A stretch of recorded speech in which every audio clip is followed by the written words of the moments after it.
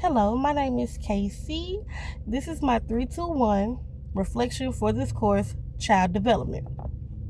So, the first thing I'm going to do is start off with three things that I learned from this course. One was accommodations. So, the first thing that really changed my thinking was learning about accommodations.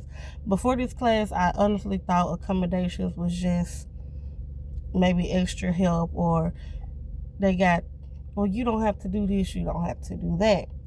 But I understand that accommodations are just a step to make it easier for other kids.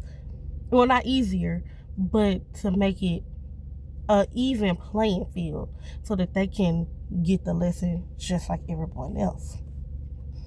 I understand that they're actually necessary for some students to even access learning. Kids who may need extra time, who may have ADHD, or I just need to sit closer to the board, things like that. It's not about giving an advantage, like I was saying. It's about giving students what they need to be successful. That really shifted how I saw the fairness in the classroom, and I was thinking about that in my own pre-K classroom. Instead of making everybody on one field, you have to give accommodations to those so they can be on the same playing field as others. The second thing that stood out to me was how people with disabilities want to be seen. I never thought about that. I promise it never even crossed my mind. Learning about identity first versus person first language really made me think, because it has always been a thing to call a person like oh, Susie with autism, or something of that nature. You just never really thought, well, how do they feel about being called? I didn't realize how important it was to let people choose how they want to be identified, especially with the disability people. It made me more aware of my words and how I talk to my students. Maybe asking them, what would you like for me to call you?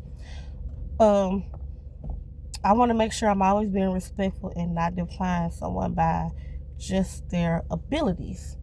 So again, it goes back to asking what someone would like to be called, or how do they like to be seen. You always want to be respectful of the people in your classroom, because you want to make your classroom feel like a safe place, and to feel inclusive and belonging as possible, especially in pre-K, because that is what we're all about. The third thing was building relationships through culturally responsive classroom. This is my first time learning about culturally responsiveness.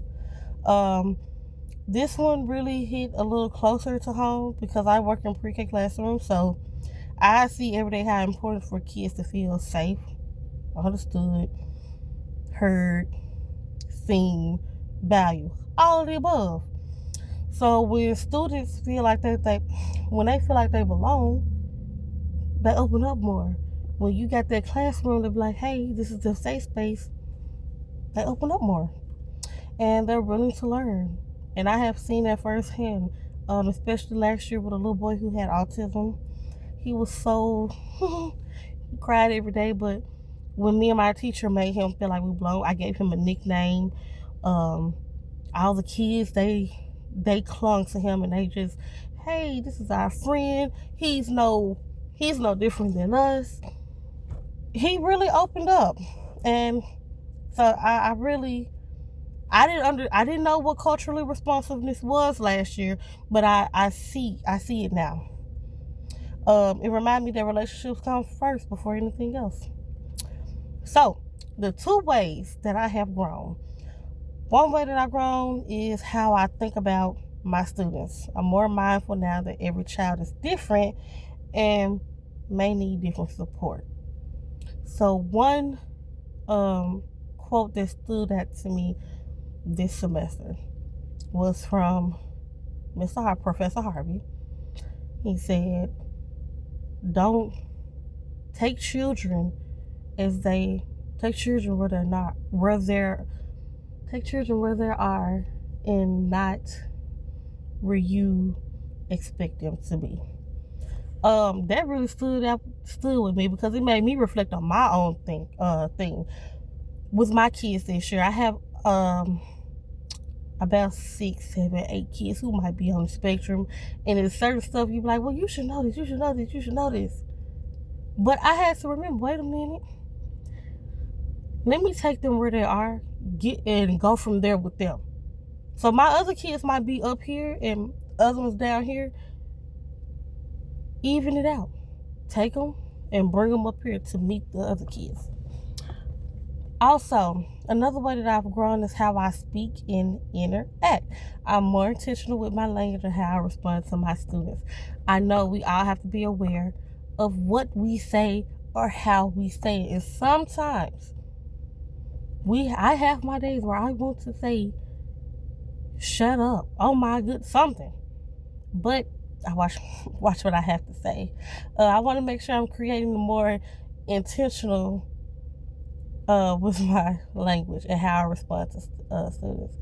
I want to create a positive and respectful environment where every child feel like they're included and they feel like they are comfortable to be in a classroom and they can come up to me and tell me anything. One thing that I want to learn more about, if I could go deeper, I would really want to learn more about working with students with special needs. And I say that because I want to say this is my 4th year working in the school system. Out of those 4 years, for the past 3 years, I have had kids with special needs. And I'm not a special needs teacher. I do honestly feel like that every teacher needs the training for special ed. And my kids have ranged from being high on the spectrum to mid on the spectrum.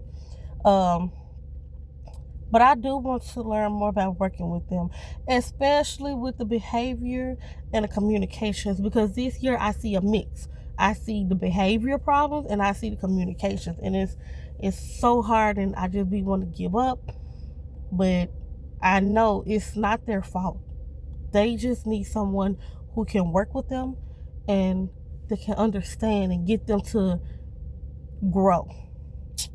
In my classroom, I already see students who may need the extra support, and I want to be better prepared to help them the right way. So we're wrapping up the end of this year, so I know I'm not going to see them again. Everybody knows pre-K get at least 2 years of school, but this year I have mostly 4-year-olds who are going to kindergarten, so I'm not going to see most of them.